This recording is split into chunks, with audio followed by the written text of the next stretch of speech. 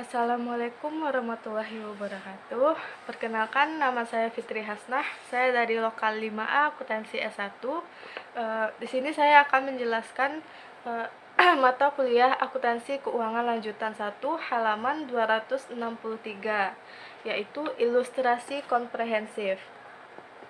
Ilustrasi ini memberikan gambaran secara komprehensif dampak transaksi antara entitas induk dan entitas anak terhadap penyusunan laporan keuangan konsolidasian. Nah, ilustrasi ini ada 3, yaitu transaksi penjualan persediaan dan jasa, yang pertama, yang kedua penjualan aset tetap, dan yang ketiga transaksi pemberian pinjaman. Nah, di sini ada PT Pandawa dan PT Satria. PT Pandawa ini telah melakukan pembelian 80% saham dari PT Satria pada tanggal 1 Januari 2015 dengan harga 800 juta. Nah, pada tanggal 1 Januari tersebut, nilai wajar kepentingan non-pengendalinya sebesar 200 juta. Maka total nilai wajar PT Satria adalah 800 juta ditambah dengan 200 juta, yaitu 1 miliar. Selanjutnya, nilai aset bersih PT Satria pada tanggal 1 Januari 2015 itu sebesar 800 juta rupiah. Nah, perhitungannya yaitu nilai akuisisi oleh PT Pandawa ditambah dengan nilai wajar kepentingan non pengendali yang tadi, yaitu 800 juta ditambah 200 juta, yaitu 1 miliar. Selanjutnya, nilai buku aset bersih PT Satria, yaitu ada saham biasa dan saldo laba dari 800 juta tadi. Saham biasanya yaitu 500 juta dan saldo labanya 300 juta. Maka nilai diferensial antara nilai wajar dan nilai bukunya yaitu 1 miliar dikurangi dengan 800 juta, maka hasilnya yaitu 200 juta.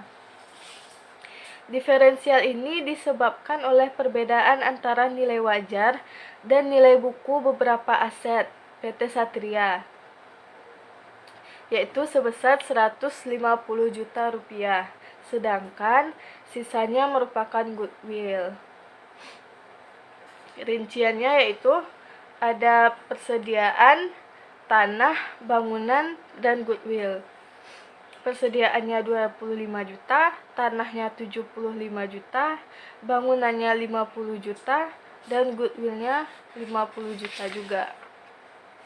Selanjutnya di halaman 264 tabel 7.15, neraca saldo pada tanggal 31 Desember 2015. Di sini ada jurnal PT Pandawa dan PT Satria. Pada PT Pandawa, total dari neraca saldonya yaitu 17 miliar 29 juta 156.136 rupiah.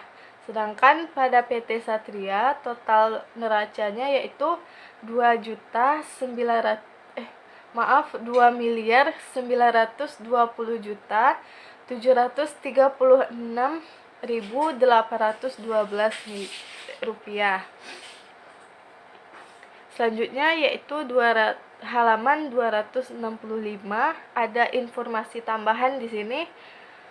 Selama 2015, PT Satria melaporkan perolehan laba bersih sebesar 400 juta rupiah dan mengumumkan pembagian dividen sebesar 100 juta rupiah.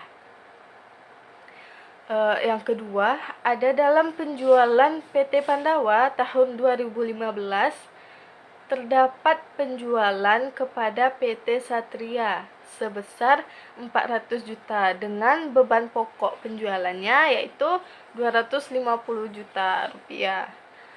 Sampai pada tanggal 31 Desember 2015, persediaan itu baru terjual sebesar 40% saja baru. Nah, yang ketiga, dalam penjualan PT Satria tahun 2015 Terdapat penjualan kepada PT Pandawa seharga 200 juta rupiah.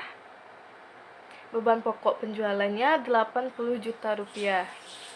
Sampai pada tanggal 31 Desember 2015, persediaan tersebut belum terjual sepenuhnya atau seluruhnya. Selanjutnya pada bulan Desember 2015, PT Pandawa itu menyewakan peralatannya kepada PT Satria. Atas jasa itu, PT Satria harus membayar biaya tersebut sebesar 26 juta rupiah. Sampai pada akhir 2015, PT Satria belum melakukan pembayarannya. Nah, selanjutnya pada tanggal 1 Januari 2015, PT Pandawa telah menjual tanahnya kepada PT Satria dengan harga 650 juta. Tanah yang tadi ini sudah dibeli PT Pandawa 5 tahun yang lalu dengan harga 625 juta. Dia menjualnya kepada PT Satria dengan harga 650 juta. Maka keuntungan yang didapatnya yaitu 25 juta rupiah. Selanjutnya pada 31 Desember 2015, PT Satria menjual peralatannya kepada PT Pandawa dengan harga 140 juta.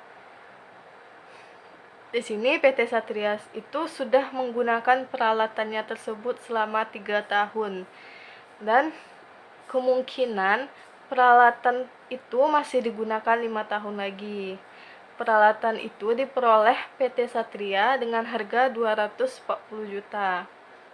Dan diperkirakan nilai aset pada akhir masa penggunaannya itu adalah 0. PT Pandawa dan PT Satria menggunakan metode yang sama dalam menyusutkan peralatannya, yaitu metode garis lurus. Pada 1 Januari 2014, PT Satria menerbitkan obligasi dengan pokok 400 juta rupiah pada harga 385 juta rupiah. Obligasi tersebut dibeli oleh PT Samudra yang merupakan pihak non-afiliasi. Obligasi yang akan jatuh tempo pada tanggal 1 Januari 2018 tersebut menawarkan tingkat bunga 8%, sedangkan tingkat bunga yang berlaku di pasar pada tanggal 1 Januari 2014 adalah 9,14%. Pembayaran bunga itu dilakukan 2 kali dalam setahun, setiap tanggal 1 Juli dan 1 Januari. Nah, pada tanggal 1 Januari 2015, PT Pandawa itu sudah membeli seluruh obligasi PT Satria dari PT Samudra dengan harga 405 juta rupiah. Tingkat bunga yang berlaku di pasar pada saat itu adalah 7,50%.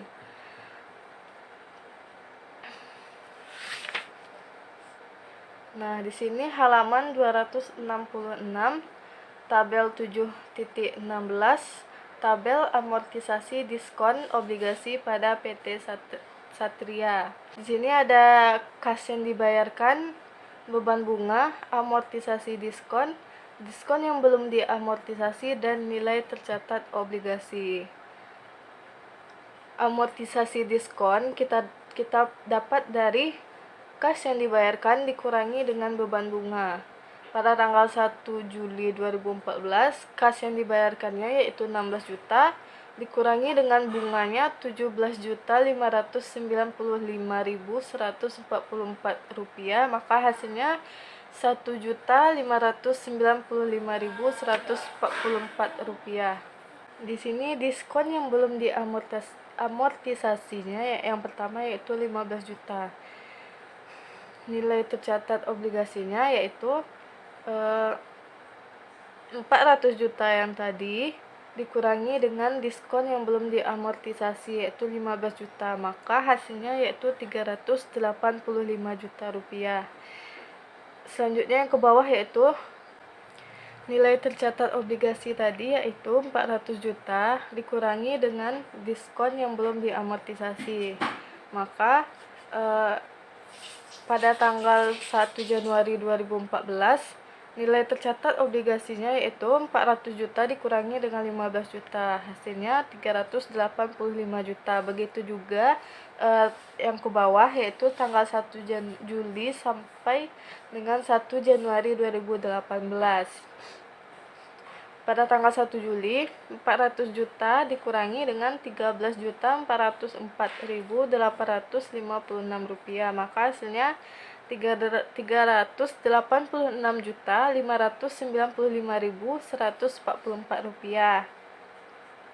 Sampai nanti pada tanggal 1 Januari 2018, diskon yang belum diamortisasinya yaitu sebesar 0 rupiah, maka nilai tercatat obligasinya yaitu 400 juta rupiah. Selanjutnya pada tabel 7.17, tabel amortisasi premium atas investasi obligasi pada PT Pandawa. Jika tadi pada PT Satria nilai tercatat obligasinya 400 juta dikurangi dengan diskon yang belum diamortisasi, maka pada PT Pandawa nilai tercatat obligasinya ditambah dengan premium yang belum diamortisasi. Kalau tadi pada PT Satria itu namanya diskon, maka pada PT Pandawa namanya premium. Nilai tercatat obligasinya 400 juta ditambah dengan 5 juta pada tanggal 1 Januari 2015, maka hasilnya 405 juta rupiah. Sampai pada tanggal 1 Januari 2018, nilai tercatat obligasinya ditambah dengan premium yang belum diamortisasi berupa 0 rupiah, maka hasilnya tetap 400 juta rupiah. Selanjutnya prosedur konsolidasian 2015. Pencatatan pada PT Pandawa tahun 2015. PT Pandawa mencatat investasinya di PT Satria dengan menggunakan metode ekuitas. Pencatatan yang dibuat pada PT Pandawa selama tahun 2015 itu yaitu jurnalnya investasi pada PT Satria di debit dan kasnya di kredit sebesar 800 juta yang tadi. Itu jurnal dalam pembelian saham PT Satria. Selanjutnya 31 Desember 2015 mencatat bagian PT Pandawa atas laba bersih PT Satria. Jurnalnya yaitu investasi pada PT Satria di debit dan bagian laba atas PT Satria di kredit 320 juta. Dapatnya dari 400 juta yang tadi dikalikan dengan 80%, maka hasilnya 320 juta. Selanjutnya mencatat bagian PT Pandawa atas dividen PT Satria pada tanggal 31 Desember 2015 yaitu kas pada investasi pada PT Satria 80 juta, dapatnya dari 100 juta dikali dengan 80%. 100 juta yang di informasi tambahan halaman 265 yaitu pembagian dividen 100 juta dikalikan dengan 80%. Nah, karena persediaan yang menyebabkan munculnya diferensial pada tanggal akuisisi seluruhnya sudah terjual, maka diferensial yang sebesar 25 juta ini seluruhnya diamortisasi, sedangkan bangunan yang memiliki sisa umur manfaat bangunan tersebut adalah 10 tahun. Sehingga diferensial akan diamortisasi selama 10 tahun juga. Karena umur manfaat bangunannya 10 tahun, maka diferensialnya juga diamortisasi selama 10 tahun. Nah, nilai amortisasinya tiap tahun itu adalah 5 juta. Dari 50 juta dibagi dengan 10 tahun. pada tanggal 2015 tidak terdapat penurunan nilai atas goodwill, sehingga amortisasi diferensial yang harus dicatat tahun 2015 itu sebesar 30 juta. Dapatnya dari 25 juta diferensial tadi ditambah dengan nilai amortisasi tiap tahunnya 5 juta dikalikan dengan porsi kepemilikan PT Pandawa. Jurnalnya yaitu dalam mencatat amortisasi diferensial.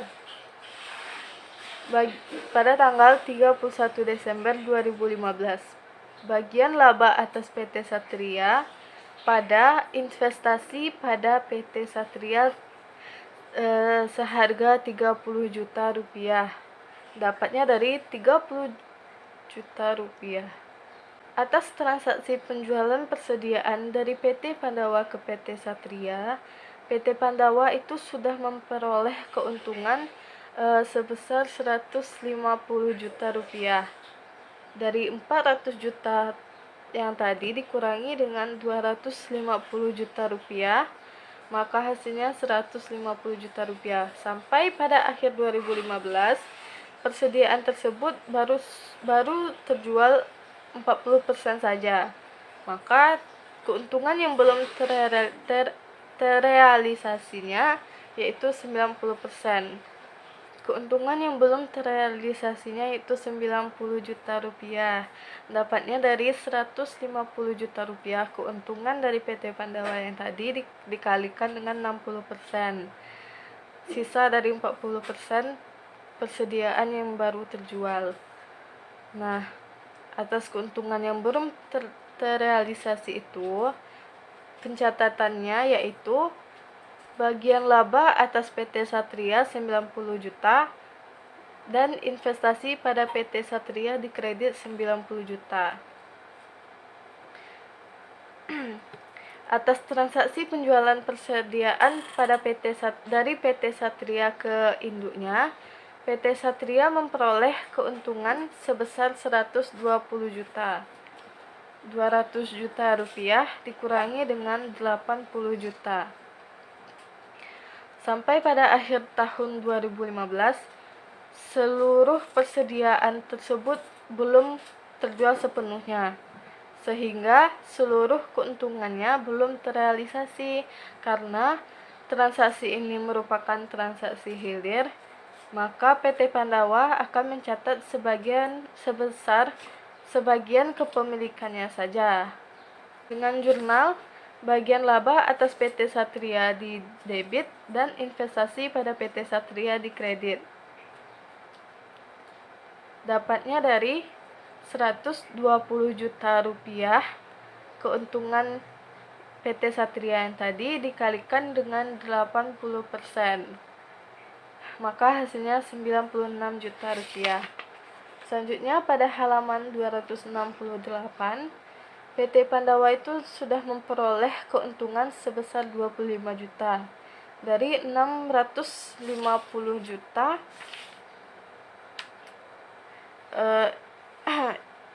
dari informasi tambahan halaman 265 yang tadi, PT Pandawa menjual tanah kepada PT Satria 650 juta dikurangi dengan tanah yang telah dibeli PT Pandawa 5 tahun yang lalu 625 juta. Maka PT Pandawa sudah memperoleh keuntungannya 25 juta atas penjualan tanah ke entitas anak. Tanah tersebut masih dimiliki PT Satria sampai akhir 2015, sehingga seluruh keuntungannya belum terrealisasi. Jurnal yang dibuat oleh PT Pandawanya yaitu bagian laba atas PT Satria di debit 25 juta dan di kredit investasi pada PT Satria 25 juta. Selanjutnya, pada tanggal 31 Desember 2015, PT Satria menjual peralatannya kepada PT Pandawa. Pada tanggal penjualan tersebut, nilai tercatat peralatan itu adalah 150 juta rupiah. 150 jutanya didapat dari 240 juta peralatan yang diperoleh PT Satria dikurangi dengan 90 juta bagian laba atas PT Satria. Nah, harga jual peralatan tersebut 140 juta. Kita lihat pada halaman 265 nomor 6. Sehingga PT Satria membukukan kerugiannya sebesar 10 juta. Karena transaksi ini merupakan transaksi hilir, maka PT Pandawa akan mencatat sebesar bagian kepemilikannya saja. Pencatatan yang akan dibuat PT Pandawa akan menambah saldo investasi pada PT Satria dan bagian laba atas PT Satria karena transaksi penjualan peralatan tersebut menyebabkan kerugian. Makanya pencatatan itu akan dibuat PT Satria akan menambah saldo investasi pada pencatatan yang akan dibuat PT Pandawa yang akan menambahkan saldo investasi pada PT Satria. Jurnalnya yaitu dibuat oleh PT Pandawa, investasi pada PT Satria 8 juta di debit dan bagian laba atas PT Satria 8 juta di kredit. Hasilnya dari kerugian peralatan 10 juta yang tadi dikalikan dengan 80%. Pada 1 Januari 2015, PT Pandawa membeli obligasi PT Satria dari pihak non-afiliasi dengan harga 405 juta rupiah. Harga pembelian tersebut lebih besar dibandingkan nilai tercatat obligasi pada tanggal 1 Januari, yaitu 388 juta 263.188 rupiah, sehingga muncul kerugian penarikan obligasi sebesar 16.736.812 rupiah. Dapatnya dari 405 juta obligasi yang tadi dikurangi dengan nilai tercatat obligasi pada tanggal 1 Januari 2015. Namun, karena pembelian obligasi PT Satria oleh PT Pandawa terjadi pada tanggal 1 Januari 2015, maka kerugian penarikan obligasi itu sudah mulai diamortisasikan. Besar kerugiannya yaitu 5.113.419 rupiah. Oleh karena itu, besarnya kerugian penarikan obligasi yang harus dicatat oleh PT Pandawa pada tanggal 31 Desember 2015 sebesar 9.298.714 rupiah. 9 juta tadi didapat dari 80% dari 11.623.392 rupiah. Dapatnya 11 juta yang tadi itu didapat dari 16 juta kerugian penarikan obligasi yang tadi dikurangi dengan 5 juta kerugian penarikan obligasi pada tahun 2015. Nah, perhitungannya yaitu pada tahun 2015 pendapatan bunga PT Pandawa 30 juta 444.850 rupiah dan beban bunga PT Satria 35.568.270 rupiah. Maka selisih amortisasi kerugian penarikan obligasinya yaitu 5.113.419 rupiah. 2016 selisihnya 5.565.512 rupiah dan tahun 2017 selisihnya yaitu 6.057.881 rupiah. Maka total selisih amortisasi kerugian penarikan obligasinya yaitu 16.736.812 rupiah. Selanjutnya, jurnal yang dibuat PT Pandawa atas kerugian penarikan obligasinya pada tanggal 31 Desember 2015, yaitu bagian laba atas PT Satria didebit 9 juta yang tadi, dan dikredit investasi pada PT Satria 9 juta juga. Dapatnya dari 11 juta dikali dengan 80%. Nah, selanjutnya yaitu buku besar investasi pada PT Satria dan bagian laba atas PT Satria pada tanggal 31 Desember 2015. Di sini ada investasi pada PT Satria.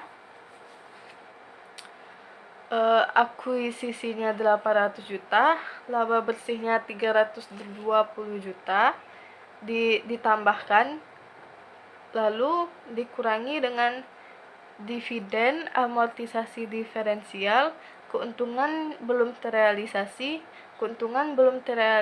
juga ada 3, yaitu dividennya 80 juta, 24 juta, 90 juta, 96 juta, dan 25 juta. Setelah itu ditambahkan dengan kerugian yang belum terrealisasi. Lalu sudah dijumlahkan, dikurangi lagi dengan kerugian penarikan obligasi 9 juta yang dijurnalkan PT Pandawa yang tadi. Maka hasilnya yaitu 803.701.226 rupiah. Selanjutnya bagian laba atas PT Satria. Totalnya yaitu di kredit 83.701.286 rupiah. Selanjutnya kita akan mencari jurnal eliminasi nilai aset bersih PT Pandawa dan bagian PT Satria dan kepentingan non pengendali atas aset bersih. Halaman 270, tabel 7.18, jurnal eliminasinya. PT Pandawa 80%, kepentingan non pengendalinya 20%. Di sini saldo akhir disesuaikannya, yaitu saldo akhir keuntungan dikurangi dengan keuntungan belum terrealisasi transaksi hulu persediaan, lalu dikurangi dengan keuntungan belum terrealisasi dari transaksi hilir. Setelah itu dikurangi dengan keuntungan yang belum terrealisasi dari transaksi hulu tanah, ditambah dengan kerugian belum terrealisasi dari transaksi hilir peralatan, dan dikurangi dengan kerugian penarikan obligasi. Maka saldo hasilnya yaitu 667.701.000 rupiah, 701.286 rupiah. Dan kepentingan non pengendali yaitu 195.675.321 rupiah. Lalu kita mencari bagian laba atas PT Satrianya. Saldo awal laba bersihnya dikurangi dengan keuntungan yang belum terrealisasi dari transaksi hulu persediaan, dikurangi dengan keuntungan belum terrealisasi dari transaksi hilir persediaan, dikurangi dengan keuntungan belum terrealisasi dari transaksi hulu tanah, dikurangi dengan keuntungan belum terrealisasi transaksi hulu tanah yang tadi, ditambah dengan kerugian belum terrealisasi dari transaksi hilir peralatan, dikurangi dengan kerugian obligasi. Maka hasilnya di PT Pandawa yaitu 107.701.286 rupiah. Selanjutnya total dari penghasilan kepentingan non pengendali yaitu saldo awal laba bersih dikurangi keuntungan belum terrealisasi dari transaksi hilir persediaan, ditambah kerugian belum terrealisasi dari transaksi hilir peralatan, dan dikurangi kerugian penarikan obligasi. Maka hasilnya 55.675.321 rupiah. Nah, selanjutnya 19E halaman 271, jurnal eliminasi dasar yang dibuat untuk menghilangkan atau mengeliminasi bagian laba dan dividen PT Pandawa dan kepentingan non pengendali serta investasi awal PT Pandawa di PT Satria. 19E yaitu jurnalnya saham biasa. Kita lihat dari tabel perhitungan jurnal eliminasi 500 juta, saldo labanya 300 juta, bagian laba atas PT Satria. Dari hasil yang kita tadi, PT Pandawa yang tadi 107 juta, bagian laba kepentingan non pengendali yang kita cari yang tadi penghasilannya 55 juta, di debit itu semuanya, terus di kredit dividen diumumkan 100 juta dari saldo laba. Investasi pada PT Satria 667 juta dari yang kita cari tadi, saldo akhir disesuaikan, dan kepentingan non pengendalinya 195 juta. Selanjutnya schedule perhitungan saldo diferensial selama tahun 2015. Saldo awal PT Pandawanya 160 juta dikurangi amortisasi 24 juta, maka saldo akhir PT Pandawanya yaitu 136 juta rupiah. Kepentingan non pengendalinya 40 juta dikurangi amortisasinya 6 juta, maka hasilnya 34 juta. Persediaannya habis, tanahnya tetap 75 juta, bangunannya juga tetap 50 juta, akumulasinya dikurangi 5 juta, dan goodwillnya tetap 50 juta. Selanjutnya yang 20E, jurnal eliminasinya yaitu di debit beban pokok penjualan 25 juta ditambah dengan beban penyusutan, terus tanah, bangunan, dan goodwill dari schedule perhitungan saldo yang tadi. Lalu di kreditnya bagian laba atas PT Satria, bagian laba kepentingan non pengendali, akumulasi penyusutan, investasi pada PT Satria, dan kepentingan non pengendali. Selanjutnya persediaan yang diperoleh PT Satria dari PT Pandawa yang baru terjual sebesar 40% yang tadi, maka terdapat keuntungan atas penjualan yang belum terrealisasi. Jurnal eliminasinya yaitu penjualan di debit 400 juta dan beban pokok penjualannya 310 juta di kredit, dan persediaannya juga di kredit 90 juta. Sedangkan persediaan yang diperoleh PT Pandawa dari PT Satria belum terjual seluruhnya di akhir 2015, maka seluruh keuntungan atas penjualan yang belum dapat diakui dalam laporan keuangan konsolidasian jurnalnya yaitu penjualan di debit 200 juta dan di kredit beban pokok penjualan dan persediaan 80 juta dan 120 juta.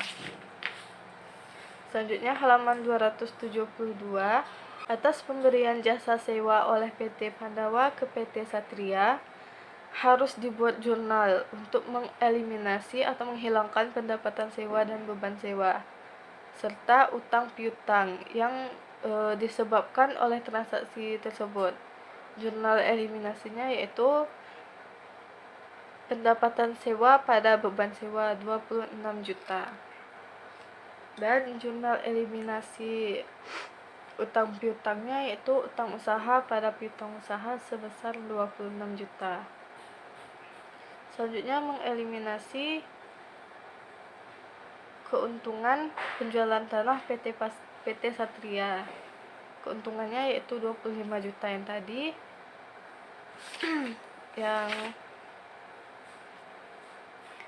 yang PT Pandawa memperoleh keuntungan penjualan tanah yang tadi 25 juta.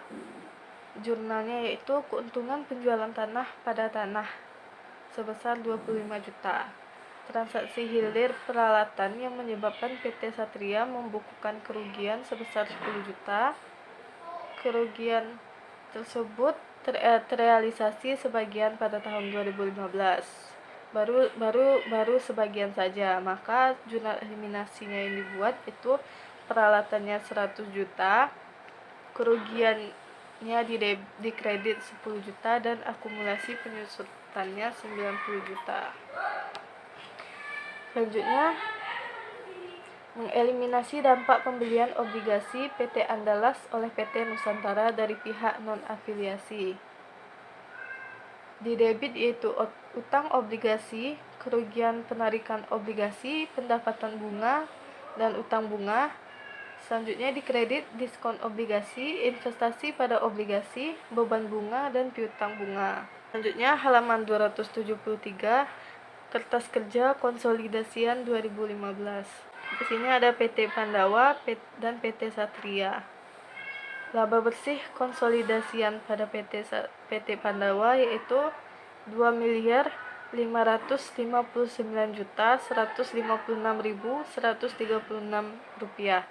Dan pada PT Satria laba bersih konsolidasiannya yaitu 400 juta rupiah. Jurnal eliminasinya yaitu di debit 835.892.948 rupiah dari jumlah yang jurnal eliminasi tadi, dan konsolidasiannya jumlahnya yaitu 2.608.831.457 rupiah. Selanjutnya bagian induk atas laba bersih dari PT Pandawa tetap, PT Satria tetap, jurnal eliminasinya ditambah dengan 19E yang tadi dari mengeliminasi ekuitas dan investasi pada PT Satria, maka hasilnya 891.568.270 rupiah. Di kredit 491.568.270 rupiah. Dan konsolidasian dikurangi dengan 49 juta, hasilnya 2.2.2.259.156.136 rupiah. Selanjutnya saldo laba akhirnya dari PT Pandawa 4 miliar, dari PT Satria 600 juta, jurnal eliminasi yang di debit 1 miliar, yang di kredit 500 juta, dan konsolidasian 4 miliar. Selanjutnya total aset dari PT Pandawa yaitu 12 miliar, PT Satria 2 miliar, jurnal eliminasinya 275 juta, yang dikredit 1 miliar, dan konsolidasiannya 13 miliar. Lalu yang terakhir total liabilitas dan ekuitasnya dari PT Pandawa yaitu 12 miliar juga tetap. Lalu dari PT Satria 2 miliar tetap. Jurnal eliminasinya di debit yaitu 2 miliar dan di kredit 700 juta. Selanjutnya konsolidasian tetap 13 miliar. Lalu halaman 275, laporan tabel 7.20 laporan keuangan konsolidasian 2015 PT Pandawa dan entitas anak. Yang pertama laporan laba rugi konsolidasian untuk periode yang berakhir 31 Desember 2015. Kotornya dikurangi dengan total beban operasional ditambah dengan total pendapatan dan beban lain-lain, maka laba bersih konsolidasiannya yaitu 2 miliar. Selanjutnya laporan perubahan saldo laba konsolidasian untuk periode 31 Desember 2015. Saldo laba ditambah dengan saldo laba 1 Januari 2015 ditambah dengan bagian laba entitas induk kurangi dengan dividen diumumkan, maka saldo laba pada periode 31 Desember 2015-nya yaitu 4 miliar 359.156.136 rupiah. Dan yang terakhir yaitu Laporan posisi keuangan konsolidasian periode 31 Desember 2015. Total asetnya yang di buku sepertinya salah. Dari yang saya dapat, total asetnya itu 12.990.568.270 rupiah. Dan total liabilitas dan ekuitasnya yang saya dapat yaitu 16.446.305.081 rupiah. Baiklah, hanya itu yang dapat saya sampaikan. Lebih dan kurangnya saya mohon maaf. Wabillahi taufiq wal hidayah. Wassalamualaikum warahmatullahi wabarakatuh.